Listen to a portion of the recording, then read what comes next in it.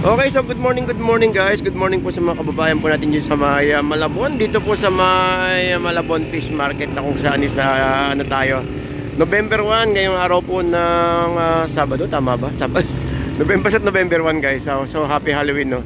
At saka happy All Souls Days sa mga kababayan po natin na mga nakahimlay sa ating mga sementeryo na sa ganun is mapasyalan po ng mga natin, ng mga pamilya po natin. Anyway, ingat-ingat lang po sa mga biyahe dahil medyo makulimlim, no? Kanina mainit, ngayon makulimlim na. So ingat-ingat lang po sa mapupunta po sa mga sementeryo ngayong araw po ng November 1. At samahan niyo muna at mag-update muna tayo ng mga presyuhan. Kung may pagbabago po ba?